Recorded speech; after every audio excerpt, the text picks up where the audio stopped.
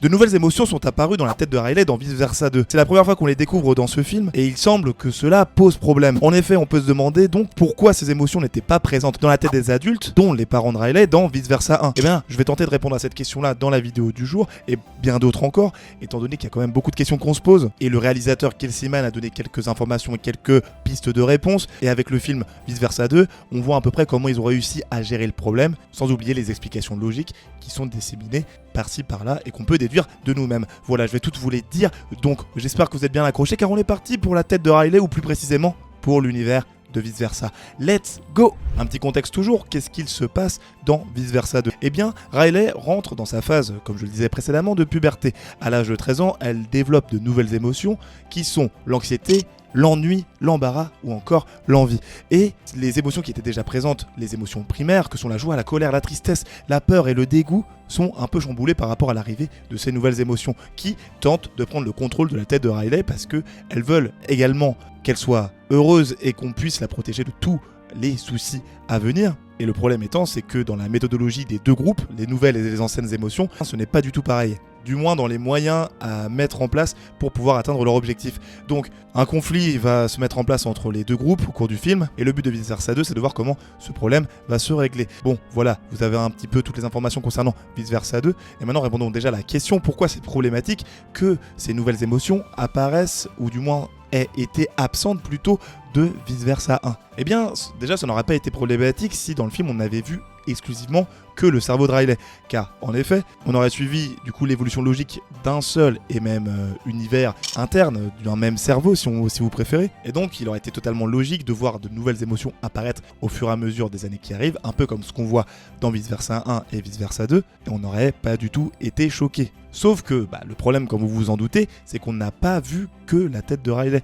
on a notamment vu la tête des parents de cette dernière. Et dans leur tête, on retrouvait exclusivement que les mêmes émotions que Riley lorsqu'elle avait 11 ans, si je ne dis pas n'importe quoi, dans Vice Versa 1. Donc les émotions primaires, je vous la refais encore une fois, allez c'est reparti. Joie, colère, peur, tristesse et dégoût, avec effectivement des chefs différents. Donc dans la tête de la maman, c'était la tristesse qui était au centre et qui pouvait représenter un état mental un petit peu particulier, ou peut-être qu'elle était un peu perdue à ce moment-là, la petite maman, alors que dans la tête du papa, l'émotion principale, c'était plus la colère qui était au centre, alors que, encore une fois, je ne l'ai pas dit, mais pour Riley, c'est la joie qui est quand même mise en avant. Mais le problème principalement, c'est que, comme vous vous en doutez, on ne voyait que ces émotions-là. Donc on est en droit de se dire que ce n'est pas normal, parce que les parents, ils ont bien évidemment vécu leur puberté, et donc ils ont déjà développé les nouvelles émotions qui sont présentes dans Vice Versa 2 et dans la tête de Riley. Donc c'est totalement bizarre que ces dernières ne soient pas déjà présentes dans le premier film Vice Versa 1. Et si on prend en compte un autre élément, eh bien, si on veut rester même dans la même catégorie, il y a aussi dans le premier volet l'absence du système de croyance. Vous savez, le système de croyance, c'est ce qui définit la personnalité d'un individu et qui permet de montrer comment un individu se perçoit lui-même, et on le voit notamment dans Vice Versa 2. Au début, son système de croyance, il est basé sur le fait qu'elle s'apprécie énormément et qu'elle se dit qu'elle est une bonne personne. Alors que Kelsey Mann, le réalisateur du film, de Vice Versa 2, et non pas le premier vu que ce n'était pas le même, eh bien il a dit justement que le système de croyance, il a toujours été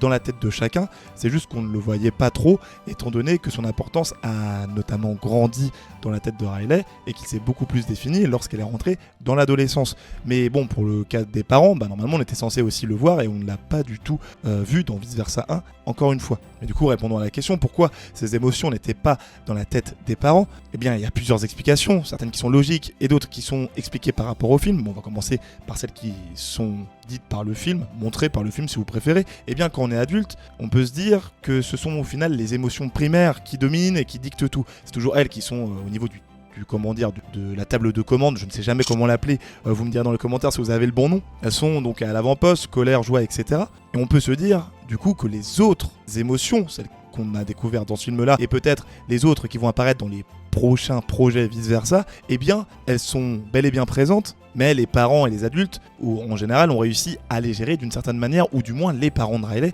parce qu'il y a plein de typologies différentes d'adultes, et on se doute bien que certaines émotions ont un poids différent des autres. Mais de là à se dire que par exemple l'anxiété n'a pas du tout de poids, ou même l'ennui pour les parents qui notamment travaillent dans des entreprises, etc. Et peut-être que le boulot n'est pas super intéressant, enfin je ne sais pas, ou même les journées sont pas forcément super intéressantes, peut-être pour la maman ou le papa, eh bien l'ennui déjà on devrait peut-être le voir beaucoup plus. Donc malgré cette explication, ça paraît quand même assez étrange. Après, par rapport à ce que nous montre encore une fois Vice Versa 2, eh bien les émotions qu'on a vues dans le film, enfin les nouvelles émotions plutôt, eh bien elles ont toujours été là. Et ça c'est très bien dépeint par la scène du repas qu'on voit entre les parents de Riley et Riley elle-même, où Riley était revenue de son stage d'été où elle a fait du hockey, etc. Et ses parents lui demandent comment ça s'est passé, du moins sa mère lui demande si je ne dis pas n'importe quoi, et Riley décide de répondre tout simplement que ça s'est bien passé, une réponse claire, nette et précise, dictée par son émotion qui est l'ennui, et c'est à ce moment-là qu'on voit l'anxiété apparaître dans la tête des deux parents, qui montre qu'elle a toujours été là et qu'au final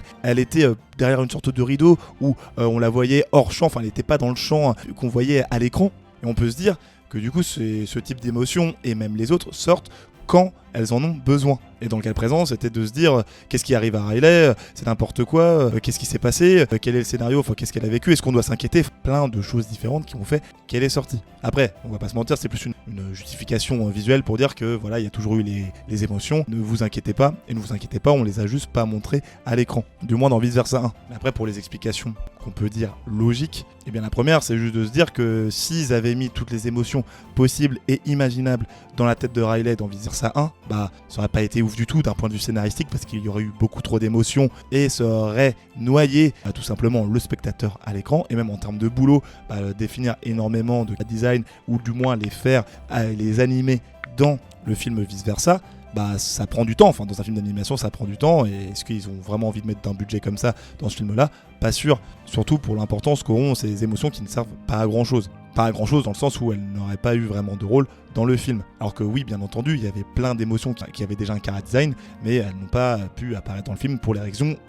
que j'ai évoquées précédemment. Donc il fallait bien entendu se focus sur quelques émotions, se concentrer sur quelques émotions, et ça a été les émotions primaires, joie, colère. Je vous la refais pas. Pour Vice Versa 2, ils auraient pu très bien aussi se dire qu'on reste concentré sur les 5 émotions primaires qui dictent un peu tout un chacun. Mais sauf que le problème, là encore une fois, ça aurait été qu'on aurait eu potentiellement le même film avec les mêmes personnages, enfin du moins les émotions qui sont au final les personnages principaux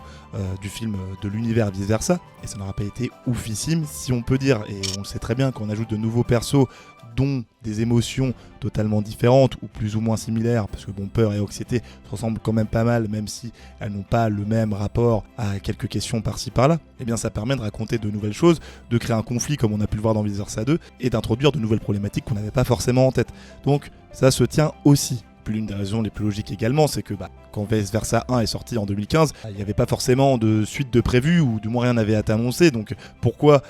mettre en place ou présenter de nouvelles émotions si on n'est pas sûr qu'elles vont apparaître plus tard? Ils avaient effectivement présenté le bouton alarme puberté pour dire que voilà, la puberté allait arriver, mais c'était plus en mode voilà, s'il y a une suite, on a un petit truc, mais sinon on va pas forcément se casser la tête à rajouter d'autres personnages, donc ça aussi on peut le comprendre. Après il aurait été intéressant bien entendu d'expliquer, parce que je n'ai pas trouvé l'explication, que ce soit lors de mes recherches ou dans le film, pourquoi les émotions de Riley, donc les nouvelles et les anciennes, donc je vais toutes les citer encore une fois, pourquoi pas joie, colère, tristesse, peur, dégoût, et les nouvelles anxiété, embarras, ennui et envie, eh bien elles travaillent toutes ensemble, alors que pour les parents, on voit que des émotions primaires. Ça veut dire quoi? Ça veut dire que les autres émotions, elles ne servent plus à rien, pas sûr du tout encore une fois, et c'est pas très clair non plus. Si vous avez des pistes de réponse, n'hésitez pas à les mettre dans les commentaires dans tous les cas, ça permettra d'enrichir la vidéo, et peut-être de donner des explications là où je n'ai pas forcément trouvé de réponse. Enfin bon, une chose est sûre en tout cas, c'est que l'anxiété a quand même été extrêmement présente dans Vice Versa 2, et je pense que vous vous demandez d'ailleurs pourquoi c'est un très bon méchant. J'ai fait une vidéo juste ici pour vous expliquer tout ça,